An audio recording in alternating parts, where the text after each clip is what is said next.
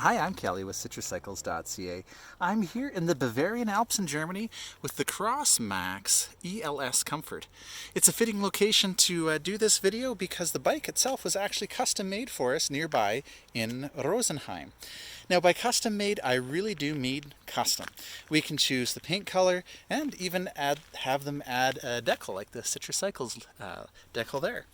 You can choose the motor. This is the Barossa S Mag with 90 Newton meters of torque. You can choose the drivetrain. I decided to go with the Gates carbon belt and the NVLO continuously variable transmission with automatic shifting, which is really cool.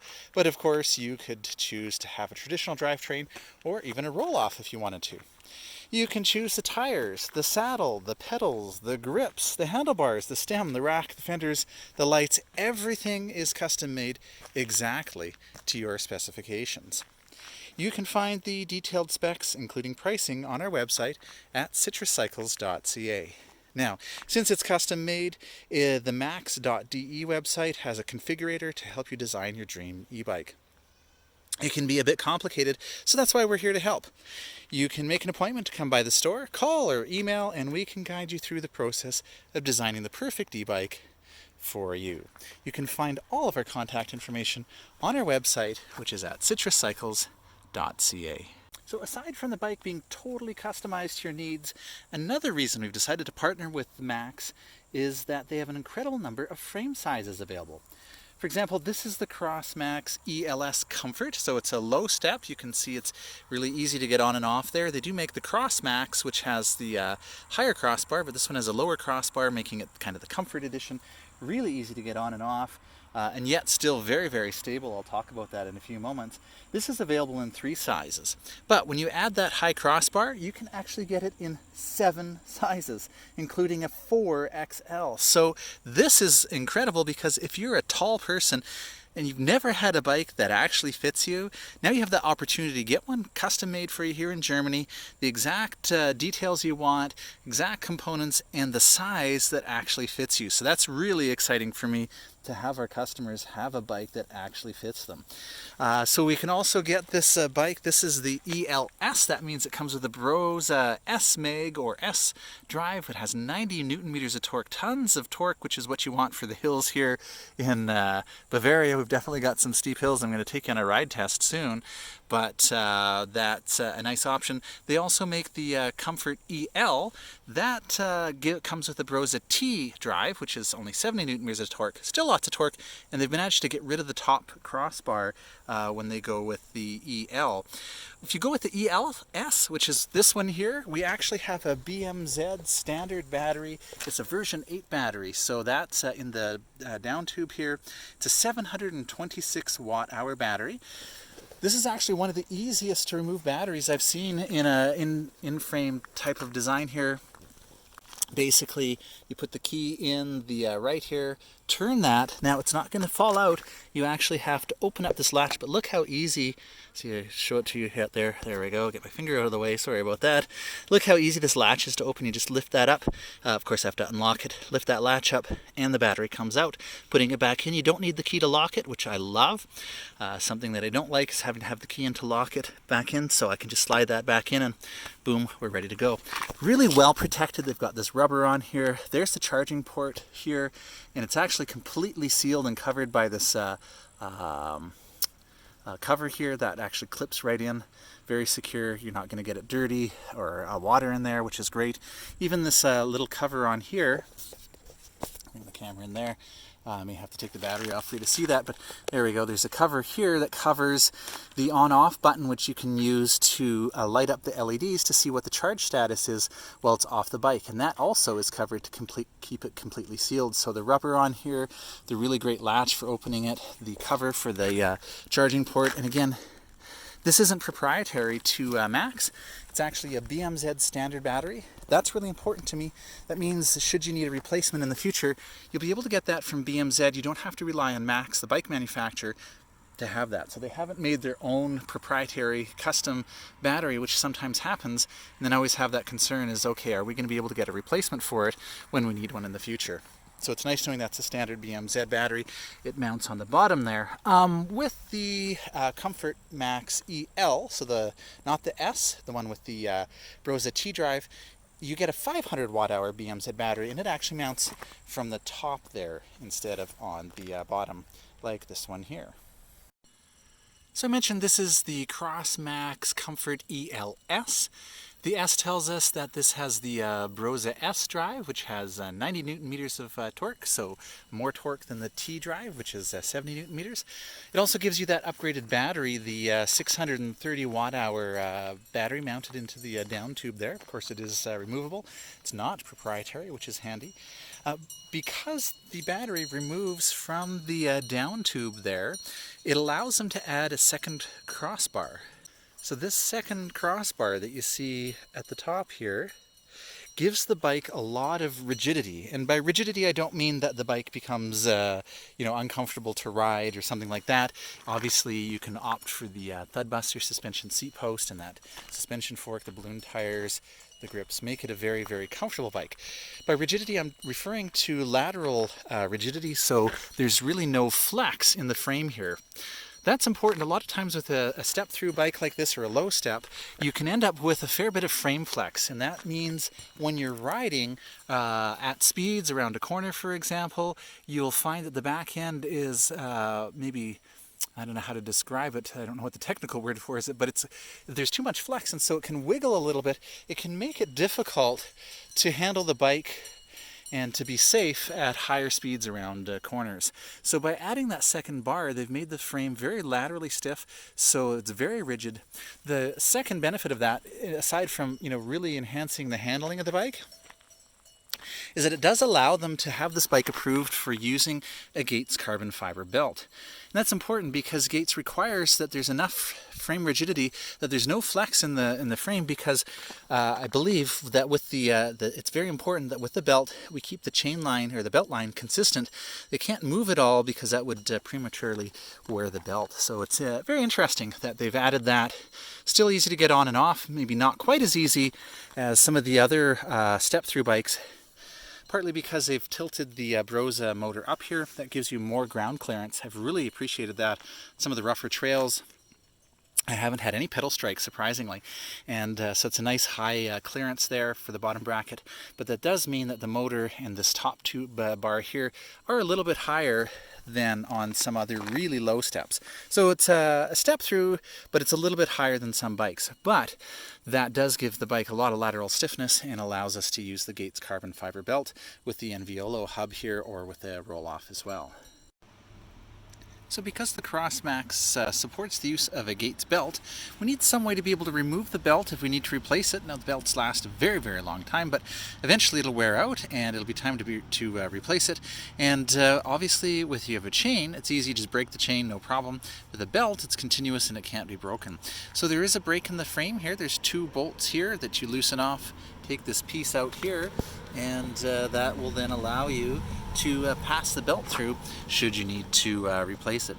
We do also have adjustable slide outs here that do allow us to adjust the tension on the chain. You can see here and here we can loosen those bolts off and slide the whole rear wheel forward or backwards as needed to if we need to adjust the tension on the chain, or sorry, on the belt. And speaking of tension on the belt, Gates does have a really cool app where you just pluck it and it measures the vibrations to tell you if the belt is within the recommended range for the tension.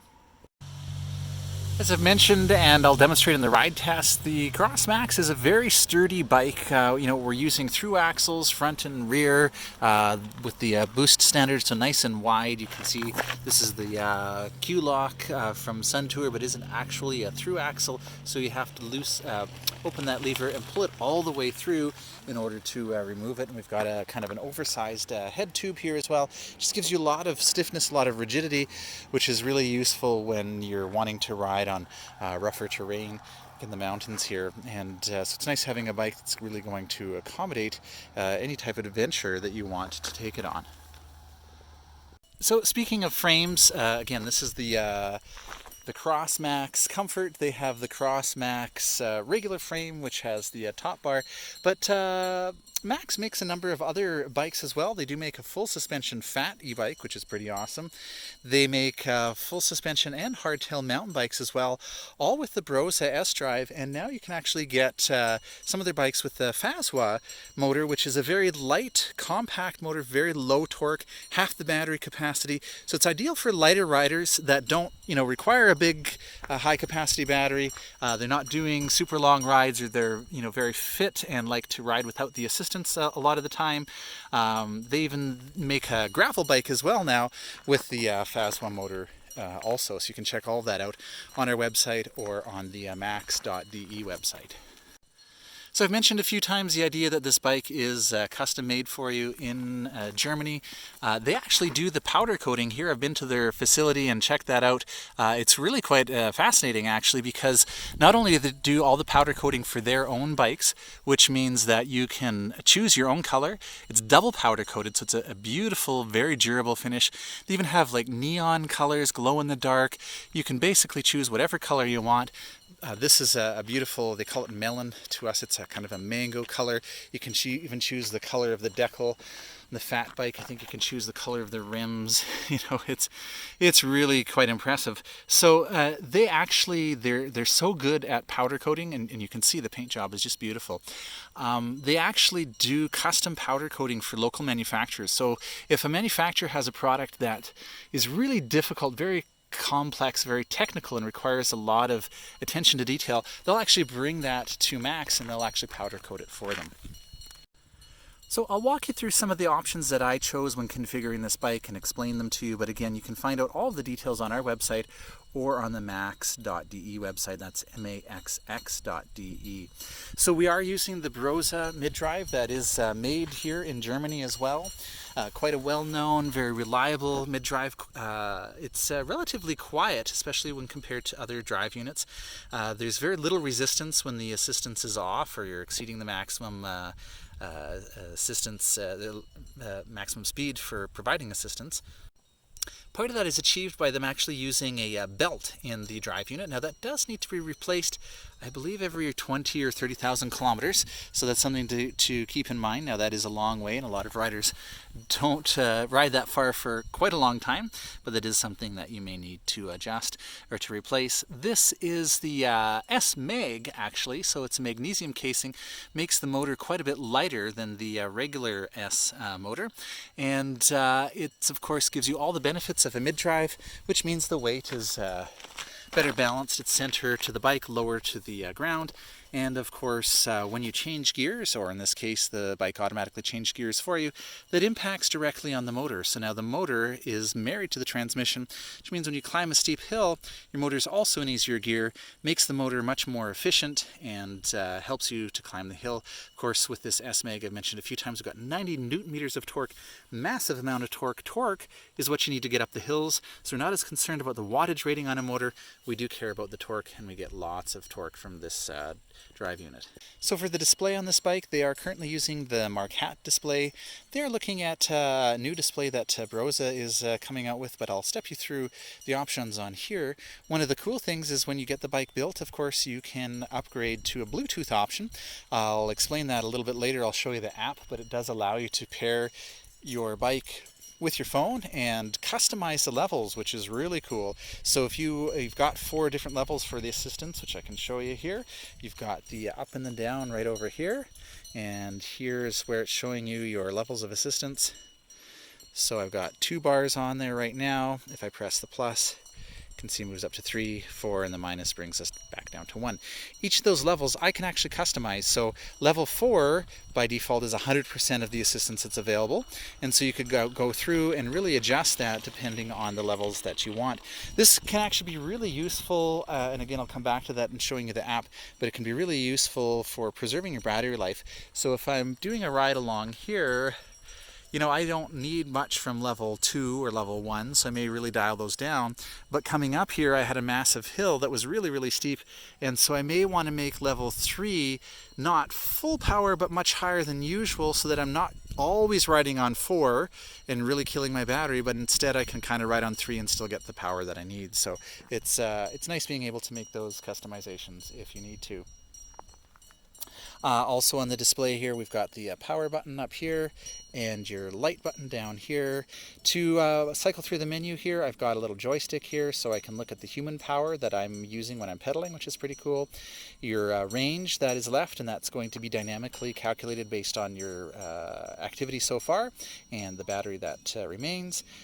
Here I've got tour distance, and you'll notice there's a kind of a little slider bar there. So if I press on the down on the joystick now, you can see my average speed, my maximum speed, and I can reset that data if I wish. I won't at the time. The over arrow again shows me the total distance on the bike, and here I'm in my menu options. I can do automatic light if I wish, and turn the Bluetooth on and off, and back to the main menu. There's also walk mode, so if I press and hold the plus button, that'll actually activate the walk mode and move the bike along at a 4 or 5 kilometer an hour pace. So then all I have to do is steer the bike. So if I've got, I'm into a pedestrian area, or I'm riding through a bunch of cows, and I need to walk my bike, and it's really heavy, and I'm going up an incline, I can rely on the bike to move for me, and all I have to do is aim it. So when I had Max build this bike for me, I chose to go with the ABUS frame lock, which is pretty awesome. You just take the key, put it in, and turn it, and push this lever down, and a steel bar comes through the rear tire. So now the bike can't be ridden away because that steel bar prevents it from being ridden. Right here there's a port, and so I optionally also had them give me a chain that I install into here, and I can wrap it around an object, and now the bike can't be picked up either.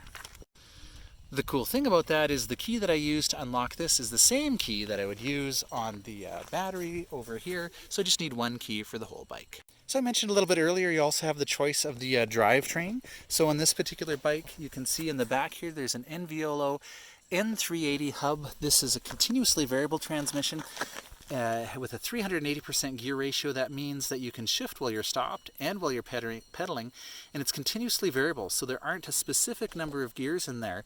It's infinitely variable between the highest and the lowest.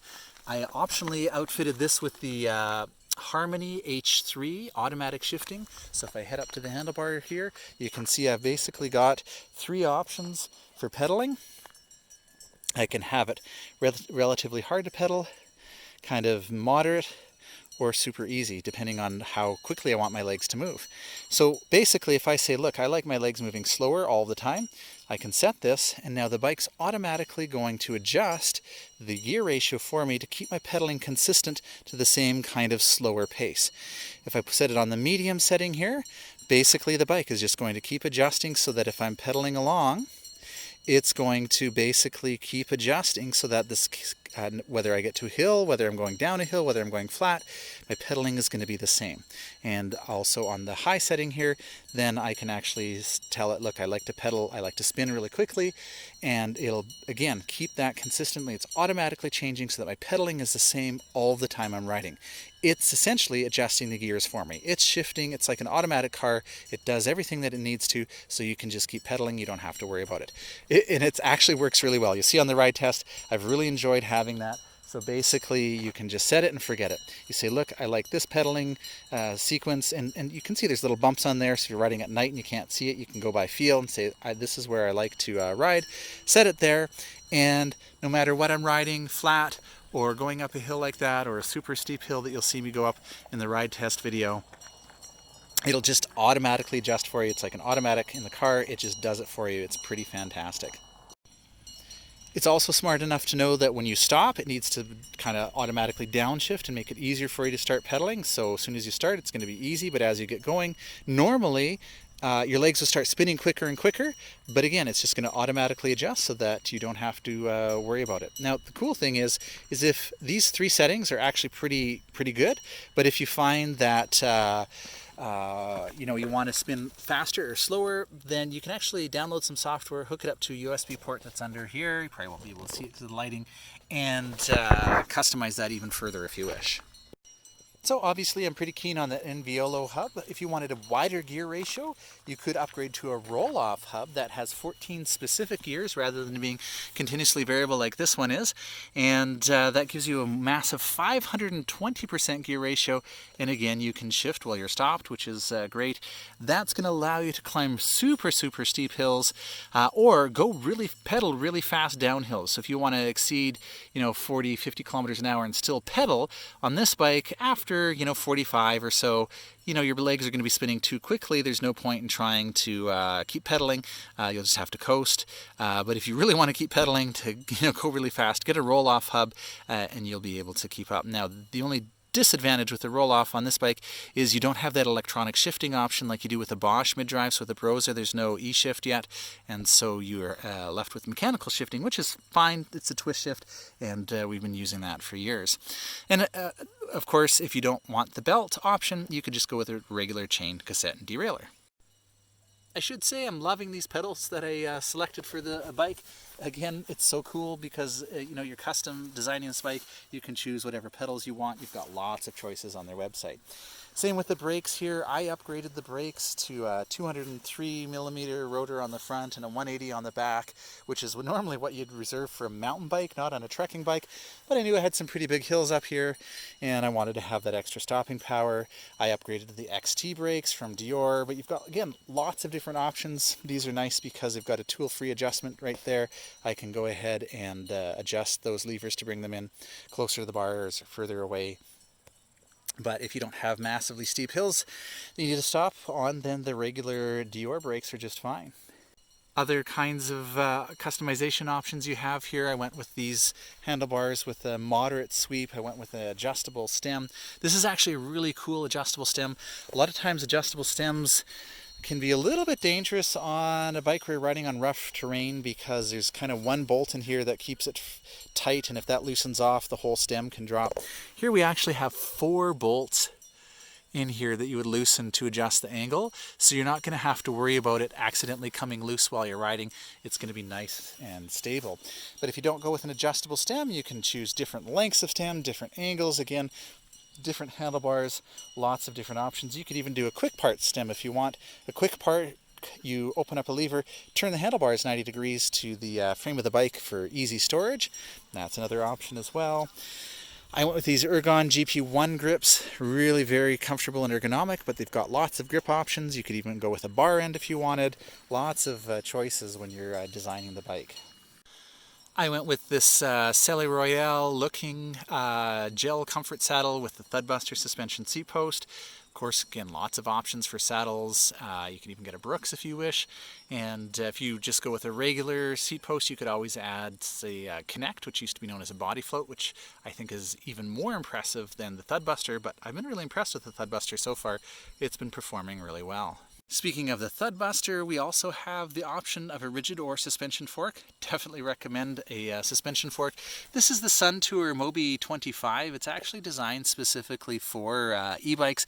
It's got 63 millimeters of travel. It is an air fork, so we can take the cover off here and add or remove air. We can lock it out as well.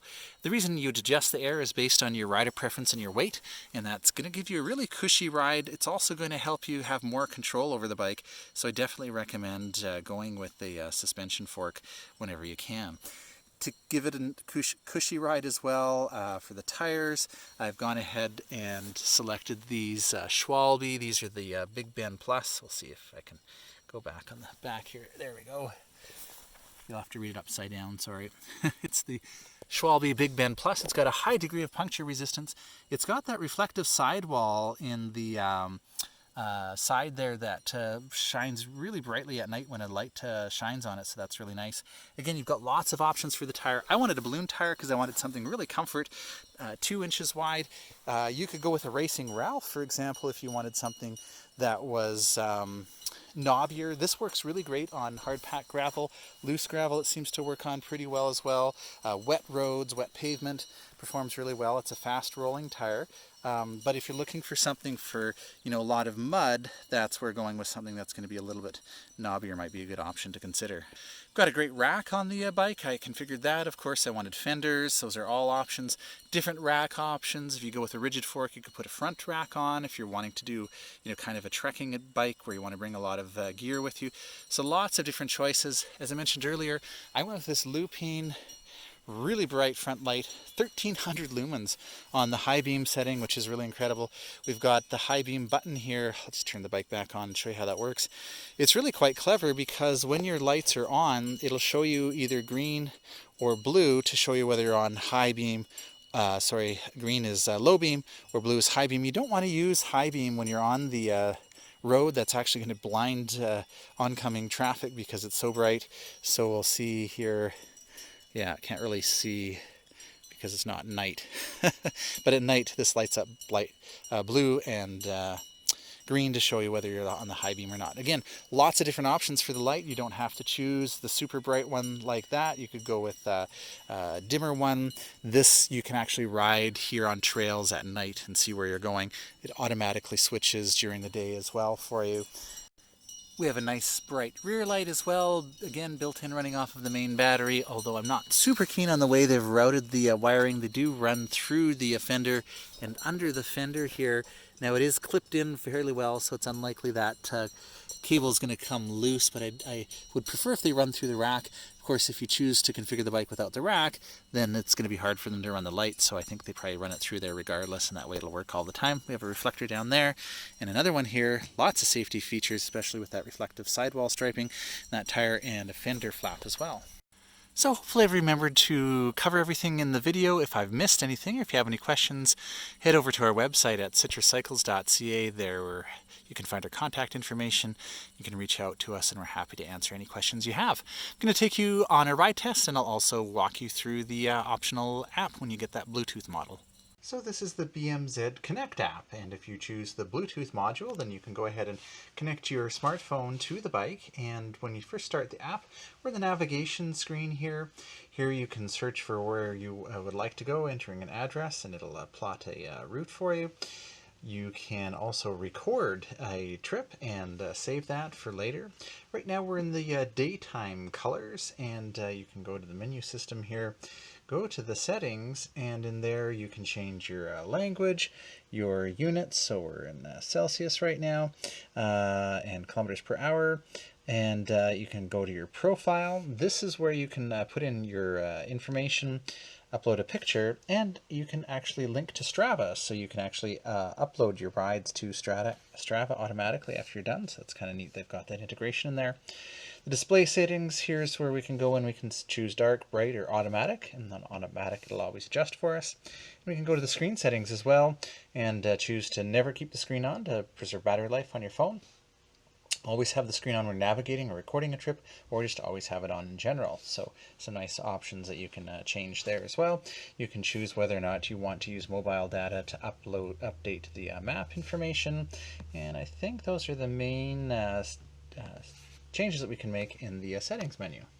So we can actually pull up in the navigation menu here, or pull back down to get to the dashboard, or you can go to the menu option here and go to the dashboard instead of the map, and that's going to show you the current bike status. So you can see the lights are off, and so if I reach over on the bike here and press the light button, there we go, now you can see the lights are on and the mode is 0, and if I change that as well, go to 2 for example, you can see that it shows the mode there. We're also going to see the current speed when we're riding, and down here we've got 3 different places to display information. You can choose what displays. So for example, right now we're looking at the current speed. I can swipe that. We can look at the motor temperature, we could look at the odometer on the bike, we can look at our cadence when we're pedaling, or you can look at your range, your distance to empty. And of course that will adjust as you adjust the assistance levels. If I go down to level 1, you're going to see that's going to increase a fair bit. And interestingly, I sometimes find a discrepancy between the data in the app and the data on the display. And it appears that the data on the app is a little bit smarter, a little bit more accurate, a little bit more intelligent, so that's kind of interesting. The second row of data here, again, we can look at our distance to empty. We can look at the voltage of the battery, the current, the state of charge. So you can see the battery is 82%. So that's kind of cool to have that very accurate display. And we can also look at the clock. Down here, this is all going to be trip related. So right now, I'm not going to show anything, but we would have an estimated time of arrival if I planned a route. Show the distance to the destination and the trip distance, as well as the trip duration. And those are, of course, are going to be active when I swipe down and actually choose a destination.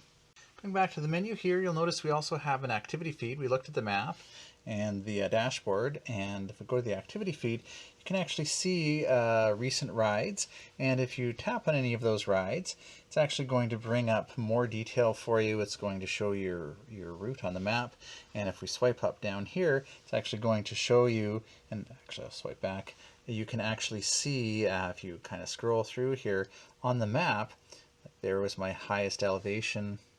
Shows me where that was on the map, and shows you other data as you slide, so you can see your speed and your battery life, which is really quite interesting. And then if we swipe up, you can see more information such as your duration, the distance, your average speed, the maximum speed, total ascent, total descent, and also your maximum altitude and minimum altitude. So lots of data that's in there. You can share this, but unfortunately it actually only shares it as an image, as a JPEG that gets emailed. You can email, excuse me, or text a link to somebody, but it's not particularly I mean, it's showing all the information, but it's not editable or something that you can really use other than just a picture of that information. I mean, it is kind of cool, and it's nice having all of that information from all the various trips, but of course the integration with Strava is probably going to be more useful for you.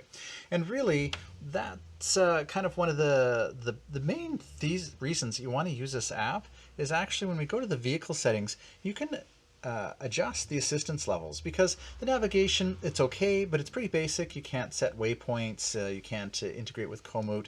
The you know, the little trip activity feed there is pretty cool, but again, there's no direct integration with sharing it or that sort of thing other than a picture.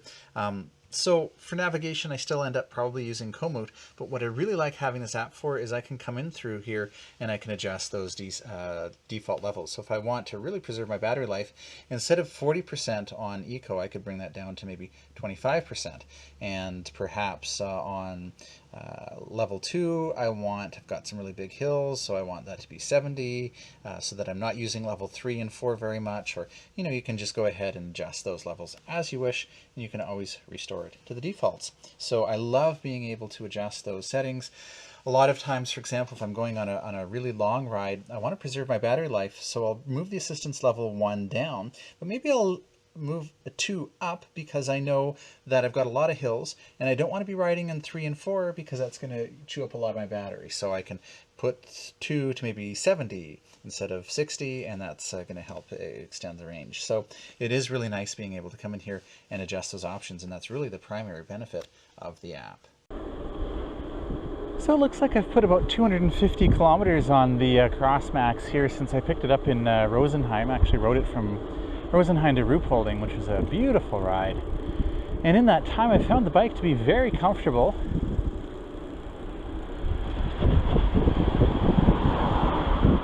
Really nice upright, relaxed riding position. Gives me a lot of good visibility in the traffic, both being visible myself, but also easy to see around.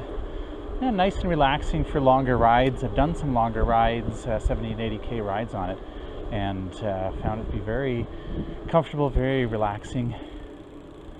Nice upright riding position. We do have the adjustable stem that I chose. Of course, again, the bike's custom designed for you, so you can choose different stem angles, and adjustable stem, different bars, different grips, everything you need to make it really comfortable.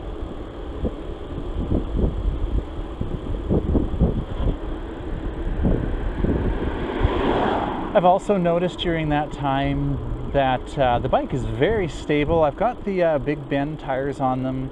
It's a nice balloon tire. We could go with something a little bit more knobby if you wanted to, but you know, with that through axle and the stiffer head tube and the frame just being really very rugged, I've been on quite a mix of terrain, and I'll try to show you quite the variety in the video, but the bike's always handled really, really well.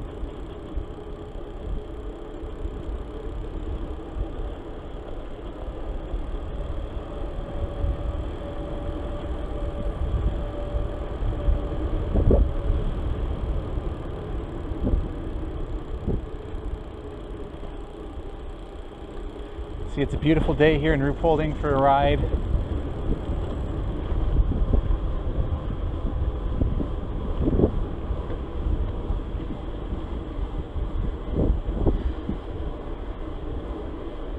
I've actually been quite surprised. So I'm very used to having the NVOLO or Nuvinci continuously variable transmission. I've had it on a number of bikes, and I really find that it's great, you know, from a user perspective.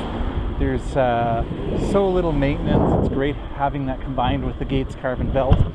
very quiet, and that's one of the nice things about this Barossa drive as well.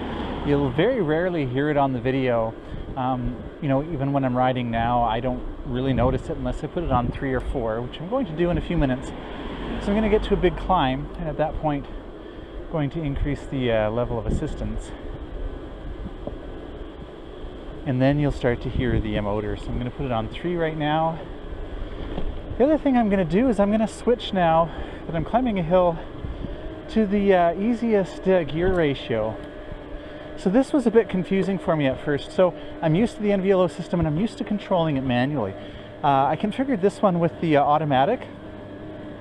I'm actually really liking it. I didn't know if I would. It's actually quite clever. It works really well, and basically it just tries to keep you within a certain gear ratio range. Now I should mention, as I'm climbing the hills, that hopefully the GPS in the bottom right hand corner will show you the gradient of the hill. The speed won't be accurate, so I was doing about 12-13 kilometers an hour there, I believe, going up that hill. The speed will rate it a fair bit slower because the camera isn't smart enough to actually calculate the speed based on the incline. So it thinks I'm going a shorter distance than I am, and as a result reduces the speed. But hopefully the GPS was working to see the gradient. There's a bit of a climb. I chose to do it just on level 3. I could have moved it up to 4. I've got some big hills ahead that I will show you level 4 on that. What I find interesting about going back to this NVLO system, I'm actually quite used to, and it didn't take me long, but at first, you know, it was a little bit weird because, you know, I'm used to twisting to kind of adjust my gear ratio, and basically, you know, if you set it on the middle, it's just going to automatically adjust for you. So, you know, now I'm going downhill a little bit, and so it suggests to make it a little bit harder to pedal so that my cadence is the same. When I start climbing again, it's going to adjust it to make it easier again so that my cadence is the same. So my legs are essentially moving mostly at the same pace. You know, obviously there's a little bit of variance in there. But you basically just set where you want it to be and forget it. It automatically adjusts for you. Now, what I found myself doing is on a steep climb, pressing the top button to move to the easier gear ratio, because I felt like, you know, it's not making it easy enough for the hills. Then I put the app on and I was checking the cadence, because you can measure your cadence with the app, which is really cool. And I realized that it actually was doing exactly what I wanted it to do. So right now I'm in the middle setting, and so I'm finding, you know, that it's fairly hard to pedal, but my cadence is the same. So if I want to be easier to pedal, I just press the up button. Now my legs are spinning. So what I discovered is that on a regular bike, I actually spin a lot faster when I'm climbing a hill than when I'm on flat ground. So if I leave it on the middle setting, it's going to do what it needs to keep my cadence consistent whether on flat or on the hill. But as a personal preference, I'm used to spinning faster to make it up a hill, so then I can choose to override that by pressing the top button and making it easier, giving me a faster cadence. Now I've kind of experimented with climbing the hill just with the same cadence. It actually works, but I'm just so used to automatically adjusting to higher spinning that I'm still kind of on a really steep climb pressing that button to give me easier cadence. But you could theoretically just never press those buttons, ride the bike, it automatically adjusts for you. I'll show that to you again in a couple more climbs.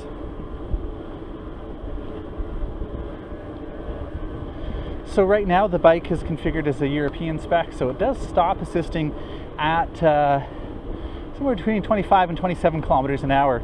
So I'm going over the 27 right now. There's no assistance from the motor.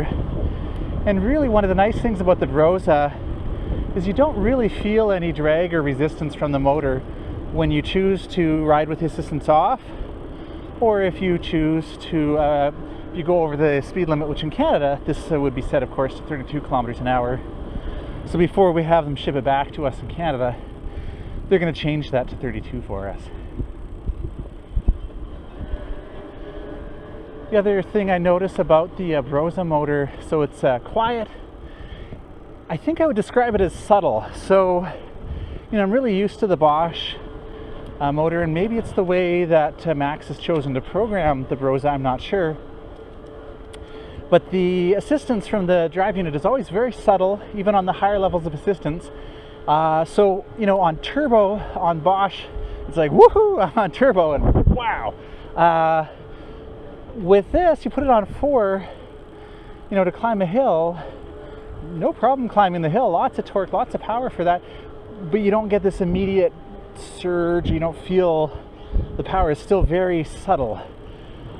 Perhaps it's not quite as dependent on my input as the Bosch, and maybe that's again something that Maxx decided when they programmed it. They wanted it so that regardless of how hard you're working at the hill, so I'm going to put it on 4 now. I've got a big hill here. I got a crowd up here, so I may have to come back to you in a few minutes.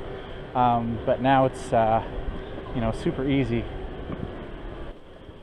So just stop there to do a little bit of review. And the great thing about this NVOLO automatic shifting is that I didn't have to downshift. I stopped. It knew I was stopping. Chose an easier gear for me to get started. As soon as I started pedaling and it was spinning too quickly, it simply adjusted again just to keep my cadence in that ideal range.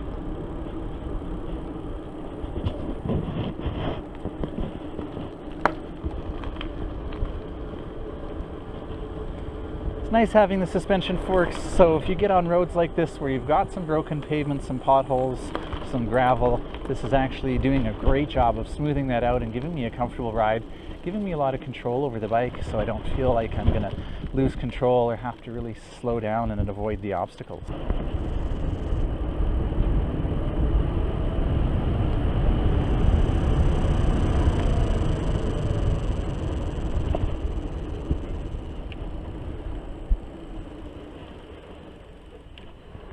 So I knew I'd be doing some fairly long, steep descents and ascents, of course, on this bike. So I chose to upgrade the brakes, which is a nice thing that you can do when you're configuring the bike. You can not only upgrade the rotor size, which is going to help with heat dissipation, give you more stopping power, but you can also upgrade, I upgraded to the Dior XT brakes instead of the Dior brakes, and again, just more stopping power. And it's nice that you've got those possibilities when you're designing the bike.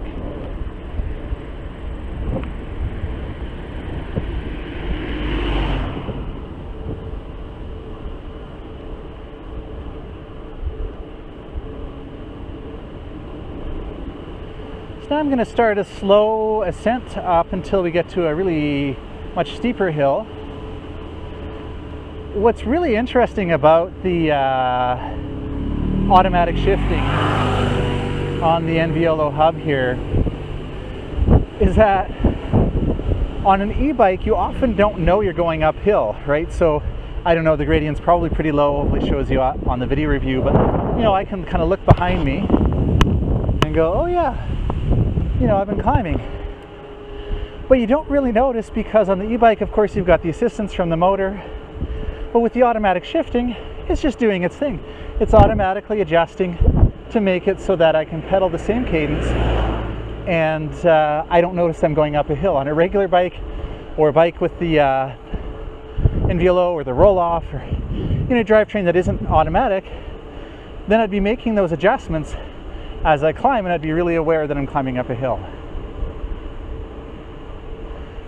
It's much better than I thought. I say that because I anticipated it being fairly laggy. I anticipated, really not being able to dial in the exact cadence that I wanted, which is, what I would do with the roll-off or with the NVOLO with the, manual shifting. But it's like, this is actually perfect. This is a great bike for scenery like this because I'm just having a great time enjoying the mountains and the fields and the cows and the stream over there, and I don't have to worry about shifting.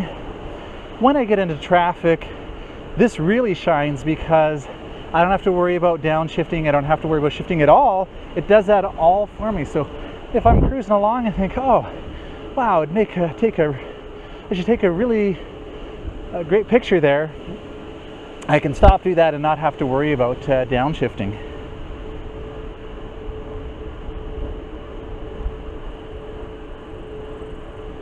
So far I've been doing the whole climb here in level 2.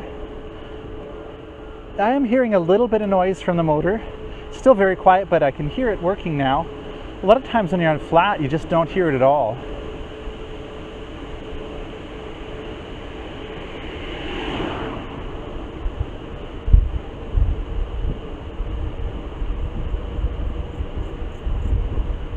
Again, easily exceeding that 27 km/h cutoff and not noticing it, other than I don't hear the motor anymore.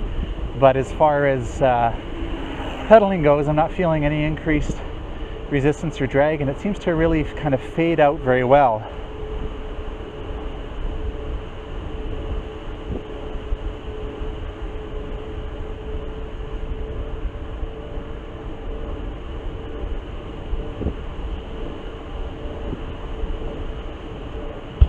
If the scenery gets boring for you, feel free to skip ahead at any point during the test ride video. I keep looking for opportunities, to kind of cut the camera. I don't want to make this too long, but then, you get across another great view like that and you don't want to stop the camera.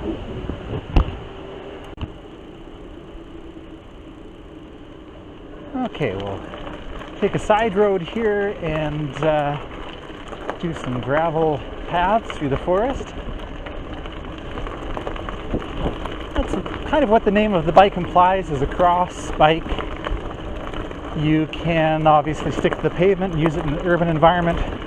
Great commuting bike. But you can also use it for adventuring.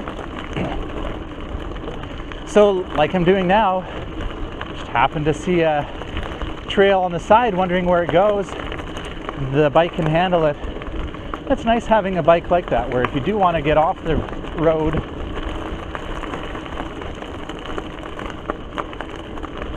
you can do so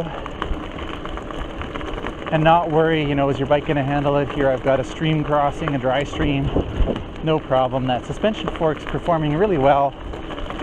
Combine that with the comfort-oriented grips and the Thudbuster suspension seat post, got a nice smooth ride. Where this goes.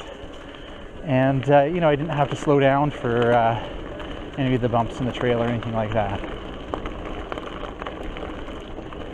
So it really is a good bike.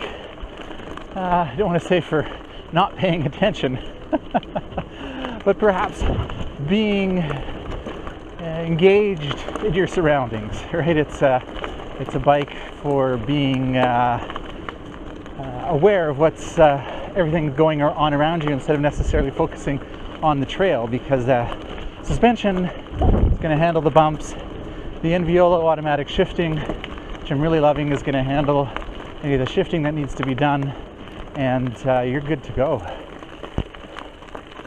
Mindfulness, that's the word I'm looking for. It's a great bike for mindfulness. You can really just enjoy the sights around you, the mountain up there, just lots of great things here. I'm going to head back out onto the road now.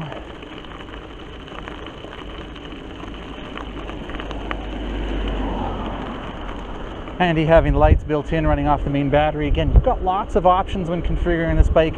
I knew I'd be riding at night a lot, so actually a few nights I've ridden this way, past dark. It's been so much fun. There's no traffic. Hardly seen anybody at all riding up into the mountains. And with this lupine light, super bright, I can see no problem. If you're not planning on riding, trails at night, you could save a little bit of money and go with less bright light, but they're all built in, running off your main battery, which is fantastic. Don't have to worry about bringing it along, charging it up. It's always there, ready to go.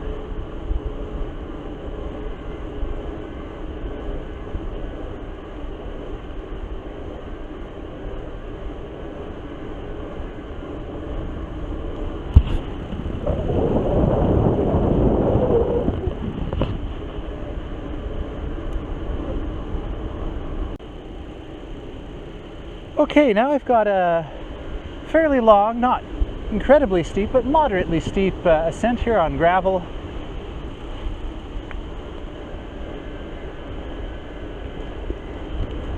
I'm going to put it up to 4. And at some point, what I'm going to do is probably move to an easier gear ratio. So I'm finding right now a little bit harder to pedal than I would like, and that's just a personal preference. One of the things that I notice is that when you're climbing a steep hill like this, and if I'm really putting a lot of force onto the pedals, it does have a hard time adjusting that gear ratio. Eventually it manages it, but if I want it to be adjusted sooner, I can pause my pedaling very briefly, you know, as if I were shifting myself, because normally under any drivetrain, whether it's traditional chain cassette and derailleur, roll off, the NVLO continuously variable transmission, you don't want to be pedaling really hard and shift. It's hard in the drivetrain and sometimes it just won't work. So it's the same with this. I'm relying on the auto shift so far actually, and about twice so far. I'm going to do it again now.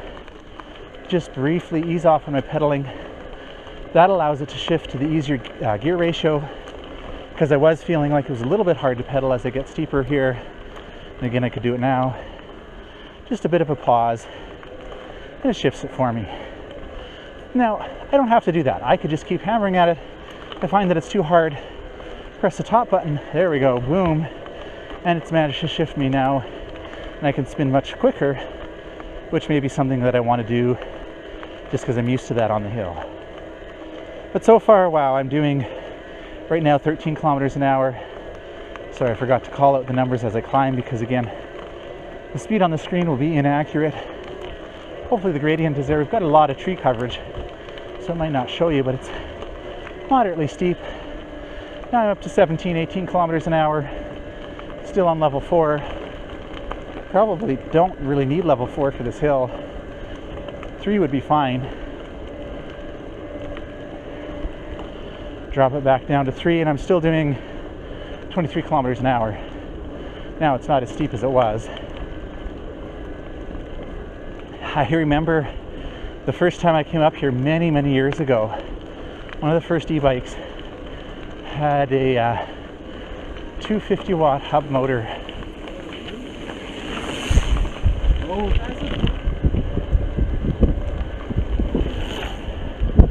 Heavy, heavy bike. Wow, that was a lot of work coming up here. It felt like the motor was basically overcoming the weight of the bike, and I was still doing all the work.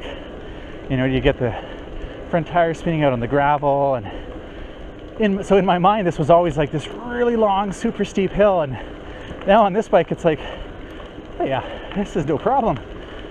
You know, that was at the time a day-long adventure, right? Like, we would prepare, we would bring everything we need because it was going to take us all day to get up here and get back. And now it's like a 25-minute ride up there and probably 15 or 20 minutes back, because it's a lot faster going down. Hey, I'm still on 3. Let me put it up to 4 here. 18, 19 kilometers an hour. A little bit of a climb left. Put it back on the easier pedaling. There we go. And now I can hit 20 kilometers an hour. No problem ascending. So now it's, you know, just this easy ride to do. If you were doing rides like this, definitely, if it were me, I'd go with the S, Rosa S. You want that 90 newton meters of torque. Torque is what you need to get up the hills. Now I'm up the hill, I can drop it back down to level 2 and put it on the middle pedaling cadence, and I'm good to go.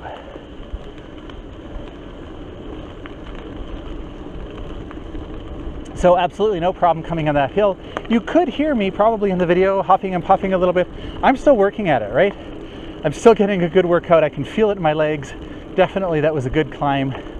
I'll have to go back later and check what the altitude gain was. But it was pretty impressive.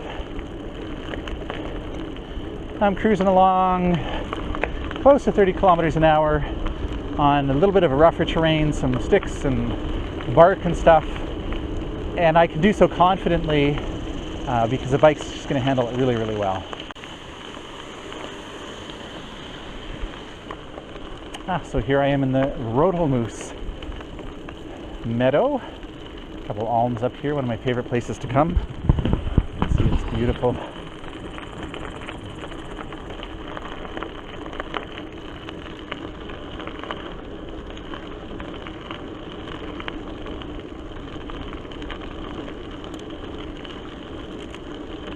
I did pass over a cattle gate earlier, so I do need to keep my eye out for free-range cows.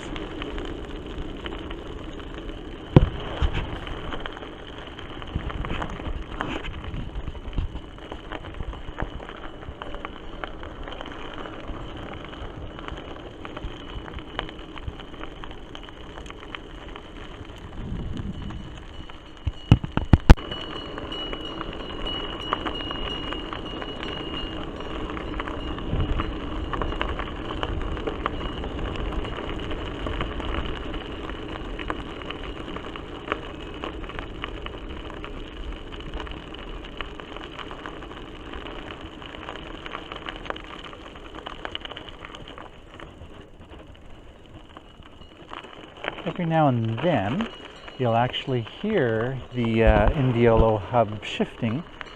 So when I was kind of slowing down there, it was sensing that I was slowing down and knew that it needed to make it a little bit easier to pedal, and so it did that for me.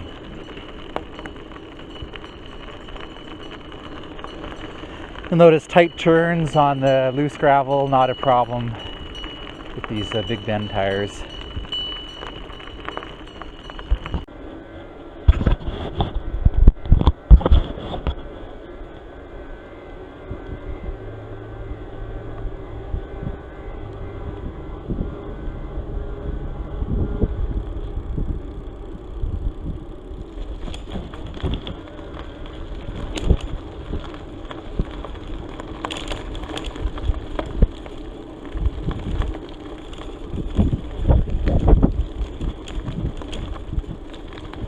I'm going to head up a Forestry Road here just to see how these Big Bend Plus handle it. I don't expect any problems. It just gives you a good idea of what these tires can do.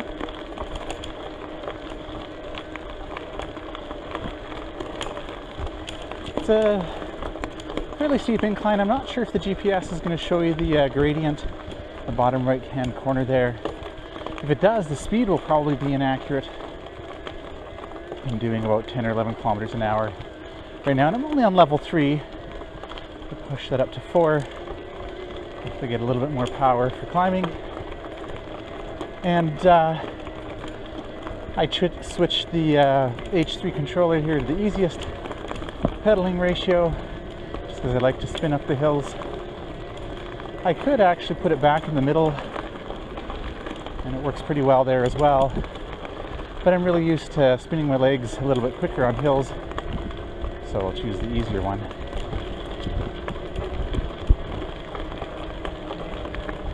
Still climbing. Lots of assistance in 4 here from that Broza S-Mag motor, lots of torque.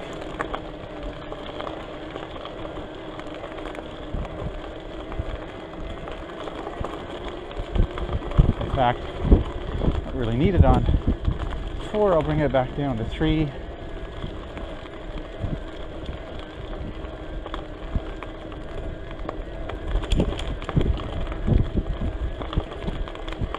Head off onto a side trail here. It's going to be a little bit muddy. Had some rain. You can hear the mud in the tires there. You can see it on the trail. I just wanted to see how well the Big Bends perform on mud like this. They're not a knobby tire, so they do really well on dry gravel pavement, obviously. They actually do really well on wet pavement as well. What I'm curious about is with this mud in here, and you can see it on the trail. So far, it's handling quite well. I'm moving along at about 24, 25 kilometers an hour, and no slippage yet. Feel a little bit in the back end sometime around the corners, but it's not digging in per se, but it's not really slipping out.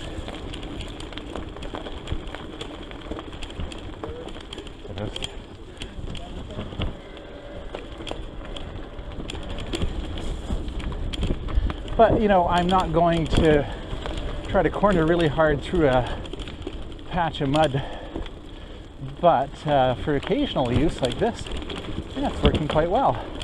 If this was your primary type of riding, then I'd maybe look at something a little bit knobbier. You could always look at some cyclocross tires, actually, that would give you some good kind of mud performance while still being fairly fast for the pavement. There's lots of good options out there.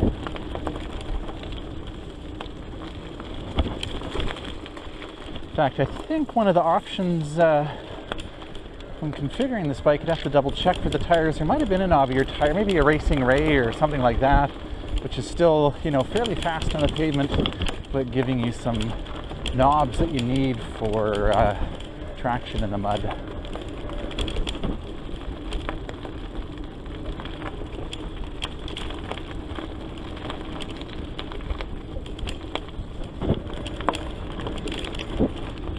So far, this is a great bike for this type of terrain, you know, because it's such a strong frame. There's no flex at all, so I'm not worried about, cornering. The Thudbuster's doing a pretty good job. If it were me, I'd be inclined maybe to get the Connect, used to be known as the body float. It's even more impressive. The Thudbuster's good, but the body floats, or the Connect, is quite incredible. But for this kind of riding, I'm not noticing it being particularly rough. Of course, I'm used to riding a full suspension touring bike, my R&M Delight or Homage. And definitely with those bikes, I would be traveling a little bit of a faster pace, although I'm doing pretty good here, and just feeling a little bit more confidence on the rougher stuff. But this is working out really well. There's some chunky rocks in here every now and then. Tires are rolling over it, no problem. I do like the suspension fork. It's nice because it doesn't have tons of travel, and that's not what I'm looking for on a ride like this. I'm looking for it to really give me more control by absorbing a lot of those bumps, and because it's an air fork, it is doing that. It's nice and plush. It doesn't have tons of travel, but that's okay. In fact, the nice thing about the suspension fork is you don't notice it. In other words, you're not noticing it diving when you're stopping, or really moving you up and down a lot like a long travel fork would. So this is really in many ways an ideal fork to have for this kind of bike. I upgraded the brakes. I'm glad I did. It's not necessary, but I'll often load up my bikes pretty heavily with stuff, gear, doing longer rides, or grocery shopping, whatever, and sometimes I like going down really steep hills, so it's nice having that extra stopping power.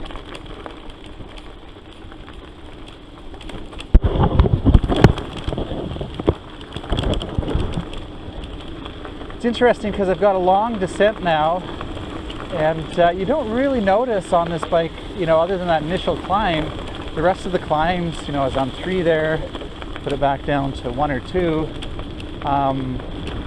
you really don't notice them. But now that I'm going down, it's like, oh, I actually gained a lot of elevation there.